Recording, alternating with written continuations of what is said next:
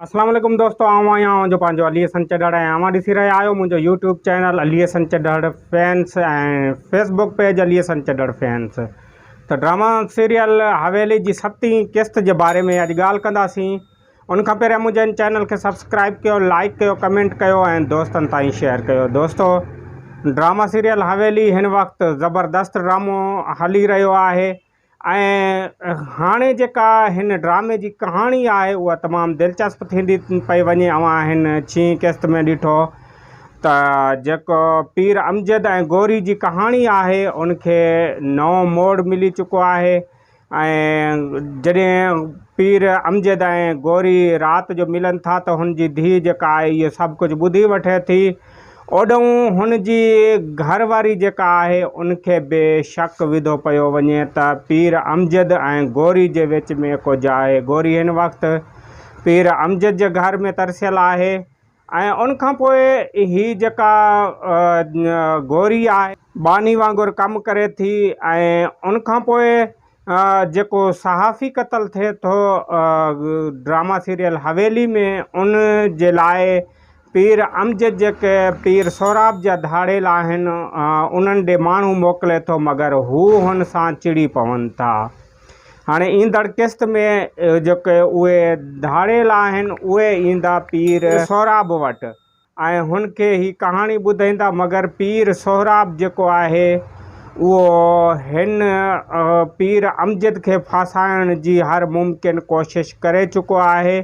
पर पीर अमजद ऐं SHO गॾिजी हिकु प्लान जोड़ींदा। उहो अॻिते जेको ड्रामो ईंदो उन बारे में अव्हांखे ॿुधाईंदा रहंदासीं। हिन वक़्तु ड्रामा सीरियल दौलाब जेको मीरपुर माथेलो में रिकॉर्ड थींदो उनजी कास्टिंग हली पई। मां हुन ते मुकमल वीडियो ठाहींदुसि त हिन में कहिड़ी कहिड़ी कास्टिंग आहे ऐं हिन जो डायरेक्टर जेको आहे फरज़ंद मलिक खजू, जंहिं ज़हर ज़िंदगी जहिड़ो ड्रामो ॾिनो, तमामु बहितरीनु ड्रामो ऐं तकरार ऐं मुहबतनि जो माग हिन वक़्तु वाइंड अप ॾांहुं वञनि पिया।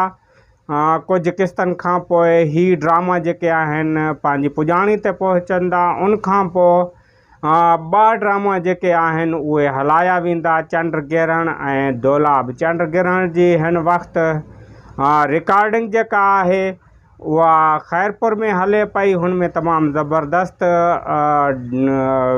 टीम आहे जंहिंजो डायरेक्टर आहे हुसैन शेख ऐं हीअ हिन में जेका कास्ट आहे उहा फ़हीम भुट्टो आहे ऐं ॿिया घणा अहिड़ा जेके आहिनि उहे ज़बरदस्त एक्टर हिन में कमु कनि पिया। पर ड्रामा सीरियल हवेली हिन वक़्तु पंहिंजे कामयाबियुनि ॾांहुं वञे पियो ऐं हीअ तमामु ज़बरदस्त ज़हर ज़िंदगी वांगुरु हीअ ड्रामो हीअ उरूज ते वेंदो ऐं ॾिसंदा रहो ऐं अवां हर क़िस्त ॾिसंदव त हिन ड्रामे जी हर क़िस्त दिलचस्प थी वञे, छो त मंज़ूर दानिश साहब हिन ते तमामु घणी महिनत करे रहियो आहे। ऐं अव्हांखे ॿुधाईंदो हलां त 3 अप्रैल में जल्दी हिन जो रिकॉर्ड थींदो।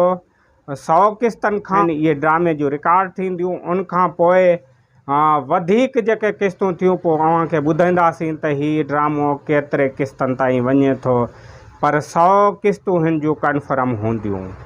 त इन ते पंहिंजे अली हसन चढ़ड़ खे ॾींदा इजाज़त। वेंदे वेंदे मुंहिंजे हिन चैनल खे सब्सक्राइब कयो, लाइक कयो, कमेंट कयो ऐं दोस्तनि ताईं शेयर कयो। त ॾियो इजाज़त। अल्लाह हाफ़िज़।